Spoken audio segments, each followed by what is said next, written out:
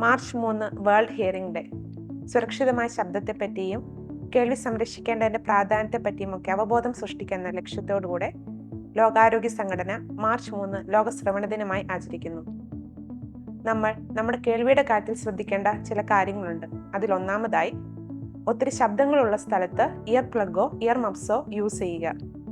ഒരു personal device വഴി സംഗീതം കേൾക്കുന്നവരാണെങ്കിൽ നിങ്ങളുടെ ചുറ്റുപാടിലുമുള്ള അനാവശ്യ ശബ്ദങ്ങളെ ചെവിയിലേക്ക് എത്തിക്കാത്ത നോയ്സ് ക്യാൻസലേഷൻ ടെക്നോളജിയുള്ള ഹെഡ്ഫോണുകൾ ഇയർഫോണിന് പകരമായി ഉപയോഗിക്കുക.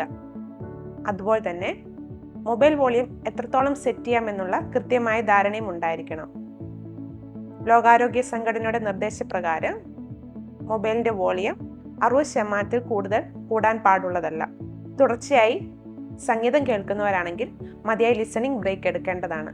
ദൈനംദിന സംഭാഷണങ്ങൾ കേൾക്കാൻ ബുദ്ധിമുട്ടുള്ളവർ, ഒരു നോയ്സി എൻവയോൺമെൻറ്റിൽ മറ്റുള്ളവരുടെ സംസാരം തിരിഞ്ഞു കിട്ടാൻ ബുദ്ധിമുട്ടുള്ളവർ, ചെവിയിലെ റിംഗിങ് സൗണ്ട് അഥവാ ടിനേറ്റസ്, ചെവി അടഞ്ഞിരിക്കുന്ന പോലെയുള്ള ഫീലിംഗ്, ബാലൻസ് പ്രശ്നം എന്നിങ്ങനെയുള്ളവർ നിർബന്ധമായും കേൾവി പരിശോധന നടത്തേണ്ടതാണ്. ഓട്ടോടോക്സിറ്റി മരുന്നുകളുടെ ഉപയോഗം. നിങ്ങൾ എടുക്കുന്ന മരുന്ന് ഏതെങ്കിലും തരത്തിൽ നിങ്ങളുടെ കേൾവിയെ ബാധിക്കുന്നുണ്ടോ എന്നുള്ളതും തിരിച്ചറിയുക. കൃത്യമായി കേൾവി പരിശോധനയിലൂടെ മാത്രമേ കേൾവിക്കുറവ് കണ്ടെത്താൻ കഴിയുകയുള്ളൂ. ഈ വർഷത്തെ WHO തീം എന്നത് changing mind sets. Let's make year and hearing A reality for all.